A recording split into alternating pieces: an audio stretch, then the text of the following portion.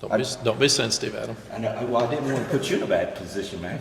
I was trying to look out for you. Ready? Everybody? Welcome, everybody, and congratulations to our men and women for reaching the NCAA tournament again, and want to wish them good luck moving forward at such a fun time of the year. And I was talking to our coaches this morning. We are so lucky to be able to do something we love. It's basketball season. Here we are, all of us are excited like little kids for our morning practice, because we'll start spring practice in the morning and we'll meet at 6:30. We'll practice from 8 to 10, kind of get to see some new parts. We got 30 new players that are coming in, so a lot of fun and hype. And I thought with our coaches this morning, nobody is more excited about their job in the morning than we are. And here it is, the off season. That's why you coach. And I was on a Nike trip a couple of weeks ago, and the first speaker stood up and said, college football's never been in a better position than it is right now. And I thought that's interesting, because we're all talking about it and all the issues and all the problems and all the changes. And he said more people are watching it than ever before. There's more excitement than ever before. There's more conversation than ever before, and players are getting compensated for the first time. Now, do we have some things we need to fix? And players can transfer. They get to do what they want to do. They're more like the coaches, because we've always been able to move when we wanted to. So it probably is the best position that any young player's ever been in for athletics. Would we like to have equality? Do we need to have more consistency across the board? Absolutely. And those are things that we got to work out here over the next year. But our game is really in a great position. We pushed spring back a week, behind, really probably 10 days, 2 weeks behind spring break for the first time. All the guys got back, and they will all condition today and get ready for practice in the morning. It seems like they handled themselves well while they were gone and on spring break. Our guys have really acted well since we've been here. We had 3 guys that got misdemeanors that is going through the legal process right now. It's the first time something's come up like that. We can investigate it. We've always done that. We've stayed out of it. It's not our place. We'll let the legal process take its course, and then what we will do is obviously they'll have consequences with a disciplinary action within our program. But they will be involved in spring practice, and we're disappointed anytime any of our guys get mentioned in something that is against the law with a misdemeanor. But we've had the best record in the country of anybody, and I'm really, really proud of those guys, and disappointed in the 3 that are being questioned, but that'll work itself out. But we did push it back to get a little bit more time with our strength coaches. We wanted them to be able to start fresh and see how this works as compared to having 3 days of practice before we go on spring break and then coming back. So it'll be interesting to see how they practice tomorrow, but they've come back. They had a great attitude last night in our team meeting and seem excited and ready to go. Also, it gives Jeff Collins, our new defensive coordinator, and Ted Monachino a chance to spend some time together with the staff, and we got to get better on defense, and we got to get better in the kicking game. We've been good enough on offense, but to get over 8 and 9 wins, it's obvious what we've got to do, and we can't keep talking about it. We've got to get better in those areas. We were last in the kicking game Larry Porter's first year. We were second in the league last year, and then the year that we just finished, this year, we were back to near the bottom of the league again. So we've got to get better and win games and change games and special teams, and quit talking about defense and quit talking about special teams, and get better in those areas for sure as we go through. Newcomers will be really fun to watch. The work ethic's been great with this group. We had an outstanding off-season program. It was tougher in some areas. We went back to the old mat drills. We competed every day and videoed them and graded them and showed those grades to the team. So it's been a fun off-season program. Incoming transfers, we've got Zach Greenberg coming from Muhlenberg College. He's a 2-year starter, or 2 years remaining to play there. He started 27 games. He's a big, strong guy, and we're really excited about him. He'll be an interior guy. He'll play center or guard, but he's 310 pounds or something, and a very aggressive player. Jakai Leftwitz, a transfer from Georgia Tech. He has 2 years remaining as well. He played in 17 games. He started his last 8 there, and obviously Jeff Collins and Pat Suddas recruited him, and they're really, really excited about him for the future as well. They'll be here. They had to finish spring semester. They will be here in May or June to start the off-season program. Staff updates. I'm really excited to have Brian Simmons coming in to take Coach Daryl Moody's place. Daryl did a really good job for us. What Brian's got, he's an All-American here. He's a first-round draft choice in the NFL. He obviously had an agent through that process. He was a great player in the NFL, then an 8-year pro scout, and then 8 years as a high school coach. So Brian's done everything every player on our team wants to do. So he'll be a great asset for them, and he and Coach Moody both are going to work the pro day this year. Our pro day was moved back some, and I'll talk about that in a second, but the NFL had a lot of their owners' meetings and head coach and general managers' meetings coincided with when we had our pro day schedule, so we moved it back at their request, so they could come in here and have a great day with our kids. But Brian Simmons is here. He met with the team last night. And he will be our liaison for the NFL, and welcome back, Brian. Jimmy Lindsay, we just hired as a senior defensive analyst. Jimmy was defensive line coach at Illinois for Lovie Smith. He was a defensive line coach at South Carolina for Shane Beamer. Last year, he was the defensive line coach at LSU for Brian Kelly. He's got over 20 years experience in the defensive line. He also has NFL experience with 4 different teams. So like Ted Monachino last year, Jimmy will come in and help Ted with our interior front people, and he will do a tremendous job for us. He was at LSU last year, Mack? He was at LSU. Now, he went through a bout with cancer, so he was on and off the field some at LSU, but he's doing really, really well and will be full speed and ready to go. And there is a rule that has been approved by the oversight committee that these guys can all coach again on the field in practice and in games. It has to be approved by NCAA Division I Council. And just like keeping a player from transferring, I don't know how you can keep people from coaching. Why not let them coach? Then you can decide how many you want to coach or what. But that's freedom for these guys. And it's very difficult for me if somebody calls and says, would you recommend so-and-so? And I said, I hadn't seen him coach. He didn't have his own room. He didn't get to coach. He's here, but he can't do anything. And it's a waste. It's a waste of our time. So let him coach. And Jimmy Lindsay would be a huge help in that area. We also hired Ty McKenzie as a defensive analyst. 6 years coaching experience in the NFL. He played in the NFL for 5 years. He is a tremendous coach. He'll be working with inside and outside linebackers. He will be a huge benefit as well. So the addition of Jeff Collins we're really excited about. And now you've added Ted Monachino, which we're really excited about.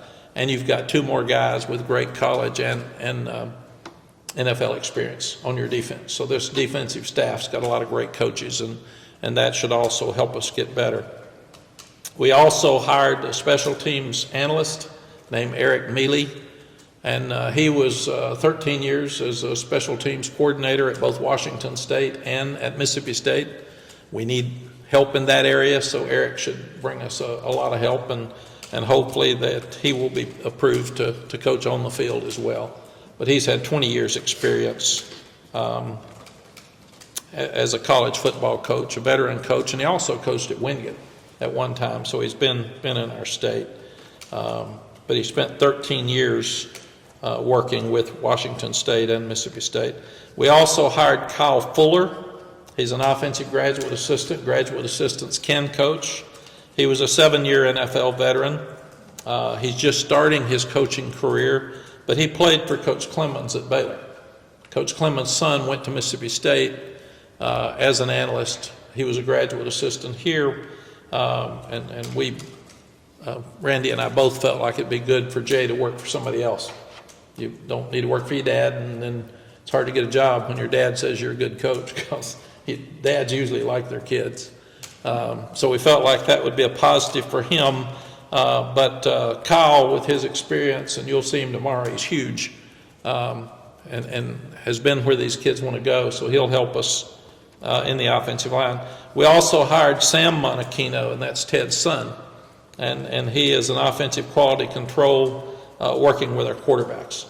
And he was a graduate assistant last year at Incarnate Word in San Antonio, and Sam was a quarterback himself. So he's working with our quarterbacks as we go. And we hired Josh Lawrence as a special teams quality control. He had been here as a student helper. He went to Ball State last year, and he's just come back to join us, and he was a superstar with all of our coaches when he was here before. A lot of the analysts and QCs and graduate assistants are going to change every year because they're trying to get jobs. They're trying to get full-time jobs, so you want them to change. And that helps us as we go through. There's some new rules that are exciting, and I'm pleased with some of the things that the NCAA and the Rules Committee are doing right now. The helmet communication has been approved, so we had it during the bowl game, but we will use it during spring practice. You can only have, I'll put this out briefly because you all have a lot on your plate, and it's something we can discuss in the fall. You can only have one player at a time on the field with the helmet communication. And they will have green dots on their helmets. So like one quarterback could be out there. Only one linebacker. So if you want your linebackers to have communications with your defensive coordinator, you have to have 2 helmets for all that would be involved with the helmet communication. So, for instance, Power Eccles would have a green dot helmet where he could communicate, but Amari Campbell would have to have a regular helmet. If Power comes out and Amari comes in, he would have to take his green dot helmet in, because you can only have one green dot on the field at a time. And interestingly enough, if you have 2 green dots on the field, it's like having the same jersey number, you will get a penalty. So if you wanted Will Hardy to wear the green dot, you would have to take the 2 green dot helmets off with your 2 linebackers. So that's different than the bowl game, but that's what the rule's going to be. Special teams, you wouldn't have any, because you don't have the same type of communications during special teams that you do with offense and defense. So it's the same as the NFL, exactly. That's where the rule's going. Sideline video is the same. You can have it in practice. It's usually a 7 or 8 second delay from the play to the sideline. You cannot have a big screen TV on the sideline. You have to use your iPads, and you cannot have a big screen TV to watch it on when you come in at halftime. You have to have it on the iPad. So you'll take your iPad from the field to the sideline, and from the sideline to the locker room at halftime. And we thought it was a great advantage at halftime last year for sure, because we could show the kids all the things that they were doing. 2-minute warning, which I think is good. I don't know why we wanted to speed up the game 2 years ago, and we want to slow it down this year, but that's okay. But we are we're such a model headed toward the NFL, in NIL, free agency, and now with 2-minute warning. So we will have a 2-minute warning before the half and a 2-minute warning before the end of the game. And that just gives us an extra timeout. So what you have to do now, and we're lucky that we have a number of NFL guys on our team, but it changes strategy, because if you know that you're going to have a built-in timeout, you may throw the ball on 3rd down when you're in a situation where you know the clock's going to stop anyway, where you might have run the ball to try to make a 1st down. Even in 4-minute offense, you may throw the ball because you know it's going to stop. So it doesn't make any difference. If you're 2 minutes and 3 seconds and you run a play, the clock's going to stop anyway. So there's strategy with a 2-minute warning before the half and at the end of the game that you'll have to work at. We just said the QCs and analysts coaching and practicing in the games that has been approved by the Oversight Committee, and hopefully the Division I NCAA Council will approve it because that just needs to be done. Updating our upcoming schedule. First practice will be open to the media on tomorrow morning, March 19th. Our pro day now is March 28th, 2 o'clock in the afternoon, and we said that was moved just so it would be easier for head coaches and general managers, and if an owner wanted to come to our pro day, largely because of Drake. So we moved it because we're expecting so many of the NFL personnel to come. And then our spring game will be April 20th at 3 o'clock in Kenan Stadium. So those are just dates for spring. Start looking at briefly storylines for spring practice. Be great competition at quarterback. We've been impressed with Max Johnson. He's thrown over 900 balls in the NFL. He's got a great pedigree with his dad winning a Super Bowl.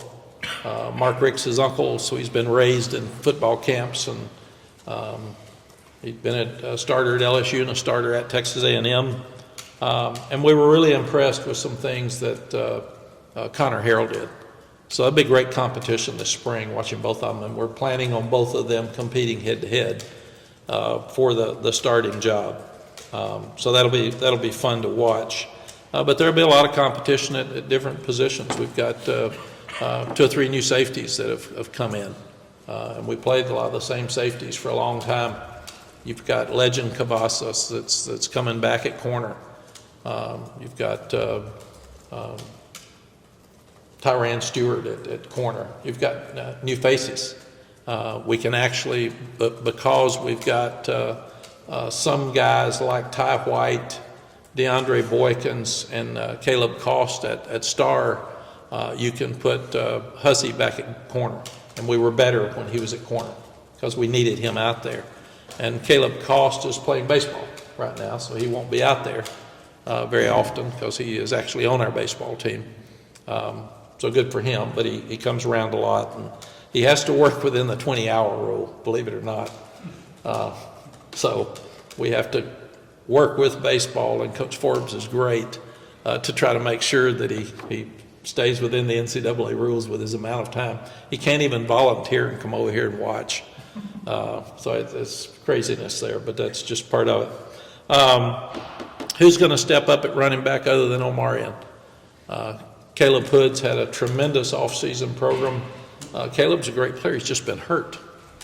And then Darwin Barlow is a guy that we're excited about. He had a really good year at TCU, then a really good year at USC, and last year didn't play very much. But he's a 210-pound guy, 15, something like that, and he catches the ball. He's been really good looking in the offseason program. And then you've got Devin Goss that we think is a big, strong player as well. Since Louis will not be practicing tomorrow, he is out. So who's going to step up in that other running back spot? A lot of great young wide receivers that'll be fun to watch tomorrow, especially Jordan Shipp, Javarius Green, and Alex Taylor. Those guys are brand new. Some of the older guys are out and will not be able to practice in the spring. It's a tremendous opportunity for these guys to step up. And we don't get to watch them catch balls. We can watch them with a walkthrough and we can watch them work out, but when they go throw in their player-led practices, we can't be out there. So people say, well, how does Max Johnson look? How does Jordan Shipp look? We haven't seen him. We hear the kids talk about him, but we can't see them. So tomorrow, when you see them, will be the first time that we see them. Growth of the defensive line, we're really first. We're losing 4 offensive linemen, so it'll be good to talk about the depth chart and who's going to be out there first tomorrow. So that's going to be fun to see the guys for the first time. growth of the defensive line under Ted Monachino. We're thin in some areas there, but those guys have to step up. Building depth other than Amari Campbell, who is the guy in the role to step up for Sid Gray's position right now. A lot of new talent in the secondary. It's going to be fun. A lot of new corners and safeties, transfers, and with the young ones coming in. So we feel like that we're in good shape there. But big morning, be a lot of fun. Can't wait to get you all out there. I know you're worn out with basketball, and you're halfway through, so you're not even finished. But thought this would be a great time for us to greet with you, and if you get a chance to come by in the morning, come by and see some practice, and then we'll let you get through till basketball is over and come back and rejoin. Questions? Mack, in spring football, most of your career, I mean, you brought in some recruits who were coming in early, just add in now the transfer portal guys. How does that change things in terms of planning for the spring? Yeah, Chip, it's crazy when you think of it now. Out of the 85 guys on our team, we've got 30 new ones this spring. I mean, that's unbelievable. That many new guys are changing now every year, because you have some graduate, you have some transfer, and then you're bringing in some. So we signed 26 high school guys, which was unusual, and then 6 or so transfers. So you're sitting here with just nearly a new team. It'll be Willie will be the only offensive lineman that's starting that will be out there tomorrow. Be the only one. 2 new quarterbacks. Some new faces at wide receiver, because some are gone and some just won't be practicing. Secondary is going to look different. Sid Gray's gone. We've had him for 4 years. So it's that's the fun part of coaching is molding a new team every year. Unlike the NFL, where there's so much carryover of the same guys, we're a new team every year, and you got to have new leadership, and you've got to have what's your personality. We were talking about this morning. Who are our best 11 players? And are we playing the best 11? Are we playing somebody who's not as good, and we got a backup that plays 12 plays a game and he should be starting? So we've got to do a better job in each one of those cases. Why aren't we as consistent on defense as we should be? Why has it been 5 years? I mean, fans ask those questions. I ask them every day. And we're without Drake and we're without Sam. Everybody said, well, those are experienced quarterbacks. Sam and Drake started as freshmen. Sam was a true freshman. When he opened up and beat South Carolina and Miami back-to-back, Drake was a redshirt freshman. And everybody's talking about Drake. Poor Drake's played 2 years of college football. Most of those quarterbacks are going to be drafted, played 5 or 6. So he's way ahead of the game where he is. And it'll be fun to get a new personality on offense with these new quarterbacks. What does that mean? We don't know till we see them. And we've got to be really, really careful. I'm so impressed with Jeff Collins that he's about who we are. He's about taking the players we've got, trying to do as many things as we did that were good last year to keep the continuity with all the kids and keep a lot of the same terms like Chip did coming in on the offense. But what do we change? What do we change, and how do we change it? And he's been he's very good. He's been direct, but he goes back through. He's sat down. They've gone through every game. They've gone through every explosive play, and say, why? Was it the secondary? Was it the blitz? Was it the front? Why did we lose contain? Why aren't we coaching that better? So it's been good. And you've got to, without Drake and without Sam, this offensive staff is very talented, but they've all got to figure out now, who are we? Who are we? And the other thing we've tried to do is I think there were, and I won't get this number right, there's 19 or so number 1 seeds that got beat in the basketball tournaments. Why? Why? That's what we're living with. So we've got to do a better job. We're 9-1. We're 6-0. We got to do a better job when we're not playing our best of figuring out a way to win. When we play good, we win. But if we're not playing good, we haven't won. And that's coaching. We've got to figure out a way to win when we don't play good. I've said I love basketball, so I watch it all the time. If you're hitting your threes, you usually win. But if you're not hitting threes, how do you win? And that's kind of who we are.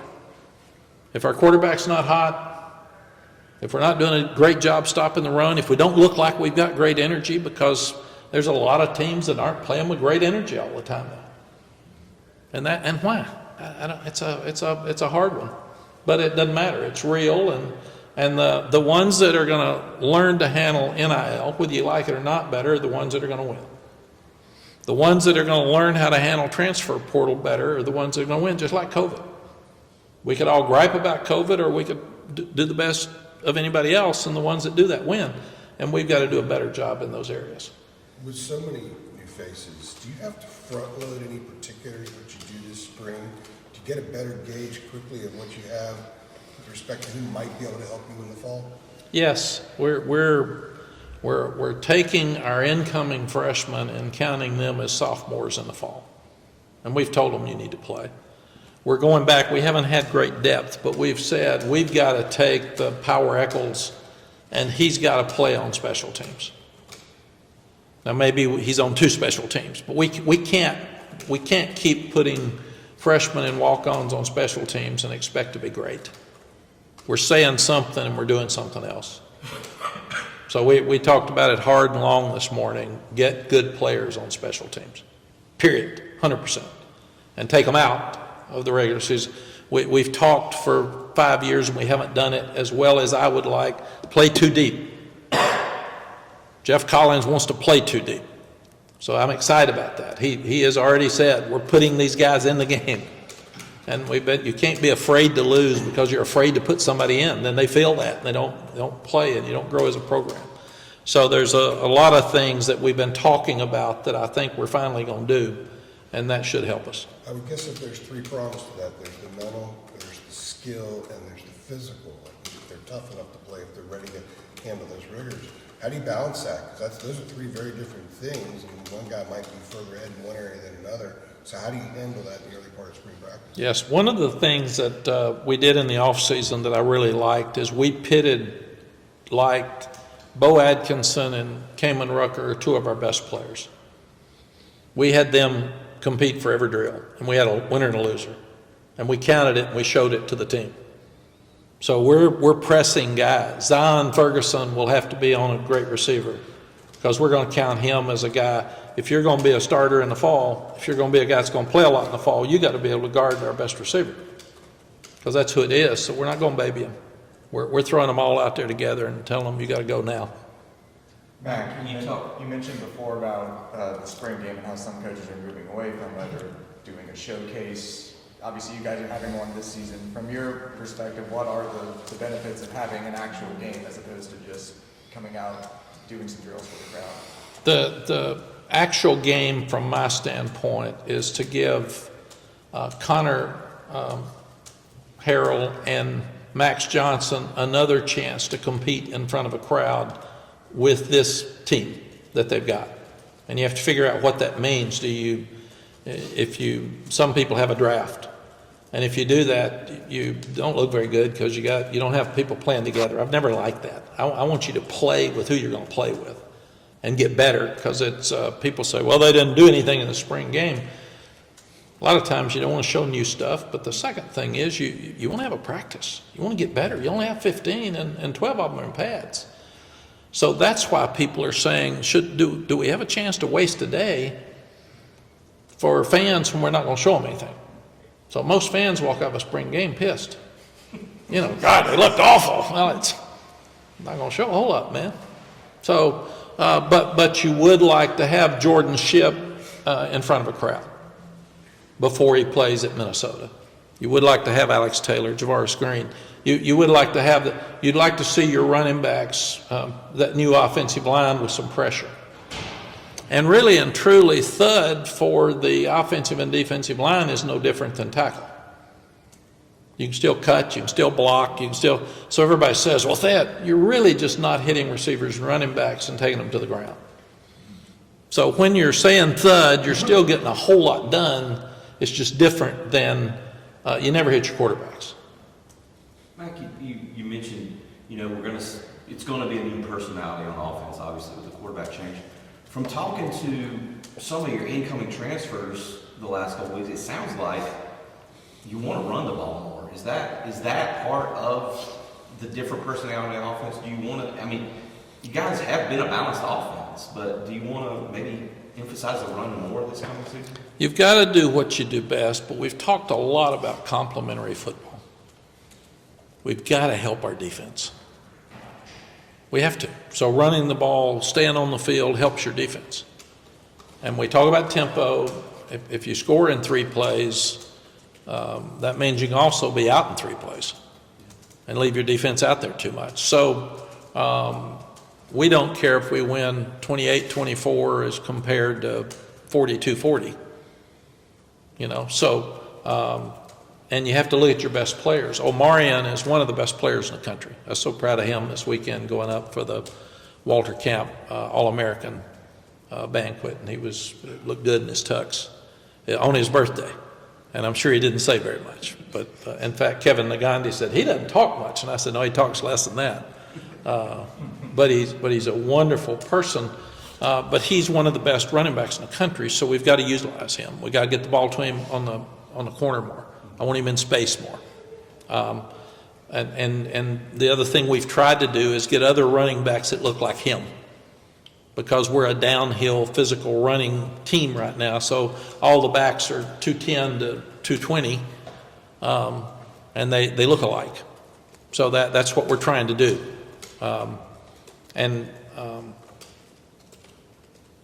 When you run the ball better, then you protect better.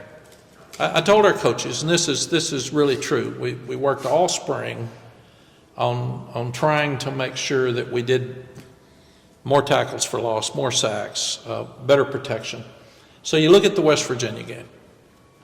Why did we lose the game? Well, they're pretty good. They were on a roll. Number 2, 4 of our best players didn't play, and Corey Gaynor hurt us because we didn't have another center. But if you look at it, we gave up an explosive pass on the first play of the game for a touchdown. You can't do that. We gave up a long run where we missed a gap to a quarterback. You can't do that. And we let them score with, I think, 19 seconds left in the half. You can't do that. Those are 3 things that we can change, and that's coaching, and we should change that. We sit there and we gave up a punt return for a touchdown. You can't do that. And we had a punt that hit 2 freshmen, or hit Christian Hamilton on the foot because it bounced, and Nate McCullum had not returned many punts, so it bounces and hit it. So we give them the ball at the 30-yard line. We have 2 interceptions going in with a new quarterback. Both should have been points at some point. And we gave up 7 sacks. All of those things we can fix, and we win the game, but we didn't do it. So I told our coaches, we can blame the 4 guys not playing, or we can blame us and fix it. So in the morning, you have to fix explosive plays. In the morning, you have to fix the kicking game. So quit talking about it and fix it. In the morning, you have to figure out how to have an offense where you can't have 7 sacks. A sack stops a drive. We had 7. You can't do that. And I don't care about who didn't play. All these other guys are on scholarship. We're coaches. So go back and coach better and do the things you should have done, and we have a chance to beat West Virginia in the bowl game without griping about who's not playing. So let's just get better at what we do. And instead of saying the right tackle can't block well enough to protect, then figure out how to chip, figure out how to run the ball better, figure out where he doesn't have to. Those are things we just got to get better at. Matt, with Max and with Connor, obviously Connor, limited game experience, but he's been here, for a couple years. Max has the experience in the SEC. How much does, I guess, game experience factor into a quarterback competition when you're looking at it and getting those guys in the spring? How much does, I guess, that pre-existing experience factor in? Yeah, it's a great question. And 900 balls in the SEC is a lot of throws. He's won some huge games, and he's been hit. He's played at the highest level. So that's a lot. That's a huge positive, and he can really run. He's probably 6'5", 230, 40, and can really run. I mean, it's surprising how athletic he is. I've been surprised because we can watch him in the offseason. Connor can fly. Connor probably runs 4.4 or better. And Connor at times has been a great passer, not a good passer. But because he's played very little, he's inconsistent some and lost some confidence.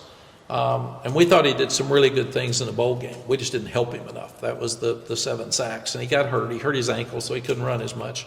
So it's going to be interesting watching him. But Connor is an unbelievable young person. He's never talked about transferring. He's never threatened. He's 25-2 as a senior at Thompson High School. He won 2 state championships. He's player of the year for a couple of years. He's never asked for a penny for money. He's never griped about not playing. He's always Mr. Positive. When we told him we were going to bring a quarterback in, he said, "I got it. I'm going to compete and do the best I can do." Because of that attitude, he has a chance to play. And you want him to play. You want it to work for him. And the guys just love him. He's a great student in our business school. I mean, all the boxes are checked for him too. So it'll be their chance to play. And I'm really excited about watching them in the morning. It'll be fun. And Chip and I've talked about it. We'll talk about it again this afternoon. I think we're just going to split them. Just let them play with the blue and the white team, and it's yours, and let them go and see where it goes. I was going to say, with O'Mary, you mentioned O'Mary, and last year this time, I guess he was still trying to prove himself that he belonged in the rotation. And now he's more of a proven back, obviously. Did you change things in the spring, the way you use him, or? Yeah, we you know what you got with him, so you try to keep him tuned up and get some new thoughts with him to get him the ball in different ways. But you got to let the other 3 compete. He's got the job. He is our back. You don't bang him up. But there's one thing I heard Steve Spurrier say once that made a lot of sense to me. Older guys that have been beaten up, you only have so many hits they can take. And Coach Paterno told me the same thing. He lost a starting running back in a spring game.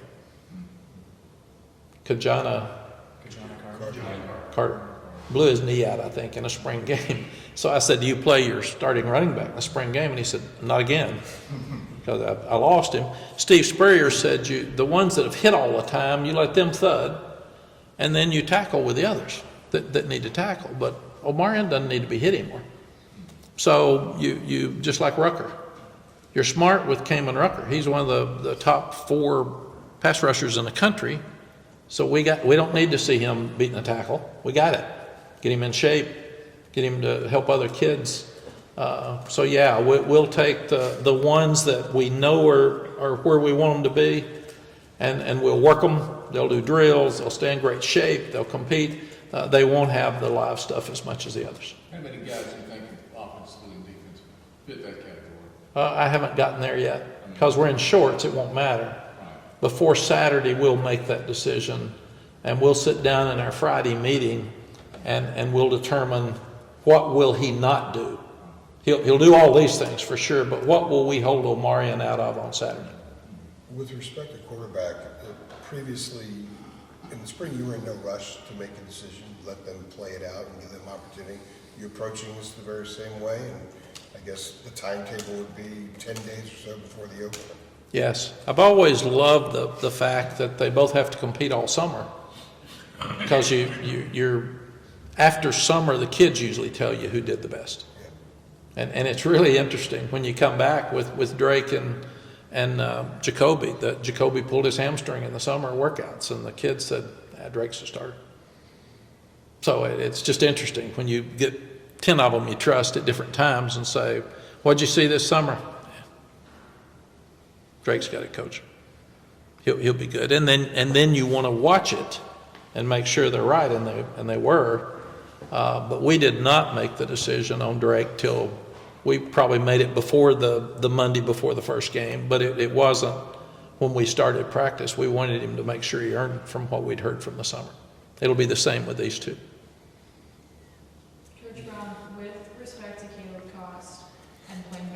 how much will he be participating in the spring, and how are you splitting the 20-hour share with coaches? What we've said is that we're going to, he is in baseball season.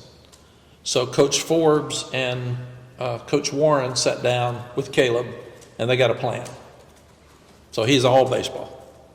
When he's got a minute out of that 20 hours, he can come over and meet with Coach Warren. But he will not be practicing with us the way I understand it. In the summer, if they want him to play some summer baseball, he is all football. In the fall, he is all football.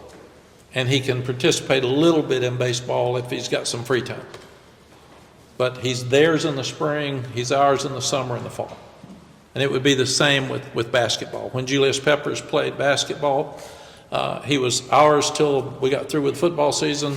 The day football season was over, he went to basketball and stayed there through the end, hopefully the national championship, and then would come back to us if there was a week of spring practice left. Mack, on defense, it has been a 4-2-5. Is this a 4-3 now? Is what Jeff will be running? It's multiple, and really, Adam, it's interesting that people get labeled with stuff now. There are 3-man front defenses, and we're going to be a 4-man more than. They still have some 3-man in it with their structures. So when you look at it, multiple is the thing I would use for all defenses. When I started looking for another defensive coordinator, there were a lot of just 3-man, because people are having trouble finding defensive linemen, there were a lot of just 3-man fronts. That's so foreign from anything our coaches have done that were still here, and what our kids had done that I stayed away from it. So I wanted a 4-man front because it's who we've been and what we are. And Bateman would use some 3-man stuff as he looked at it. So Jeff is more like that. He's very, very multiple. Jeff's going to come after everybody. I mean, he has told the kids, you just grab them, hold on, man. He said, we're not sitting and waiting on anybody. So, and I like his personality.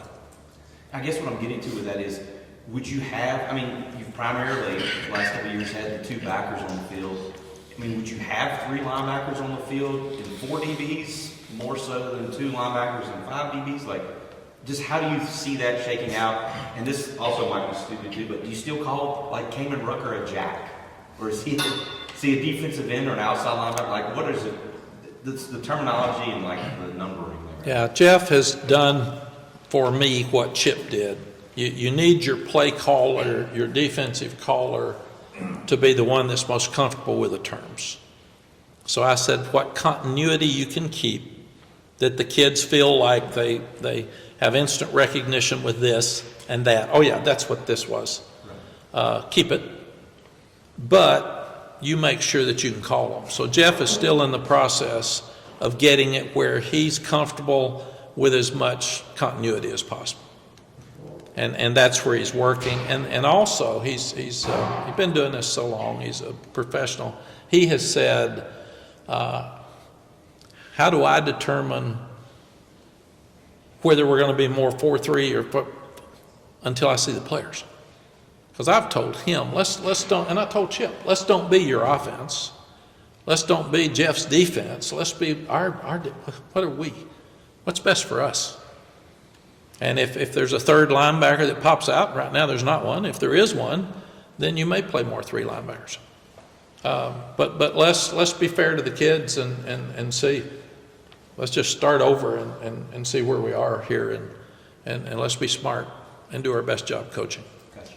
We're so close, and people say that when you're so close to getting over the hump. We're not that far. We got to make a tweak or two. And we can make huge strides on defense.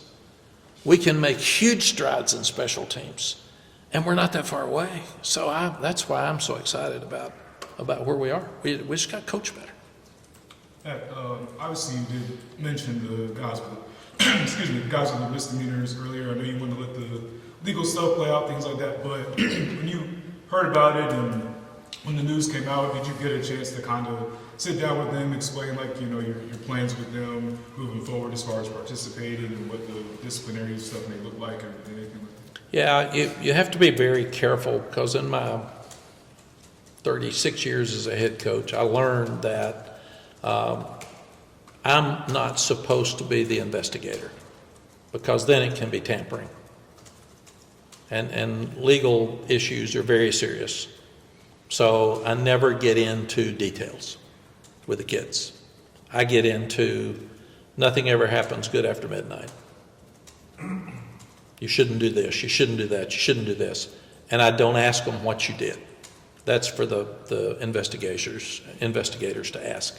And then you move forward, and I try to treat them as, in all cases, like I would treat my sons. And we do have we have to be careful that in modern day media, especially with Twitter, that we can move too fast and we can try a case before people are guilty. And I think that's awful. And I appreciate the way most of you have handled it, because we're all waiting to see. And if they didn't do anything wrong, then that's why we have a legal system to determine that. Not me and not you, really. So that's I had a young son that got in some trouble. So I mean, I've been through this as a father, and he's wonderful now, and he's a great father, and he doesn't even drink.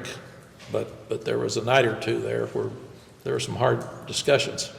So I think we've got to remember these are all human beings, and we got to make sure. There are a lot of rumors out there and a lot of things that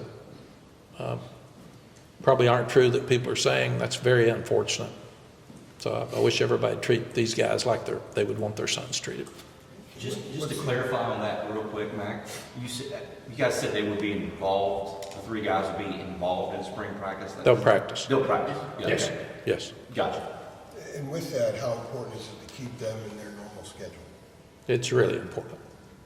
It's really important. There's a tremendous amount of stress on them too.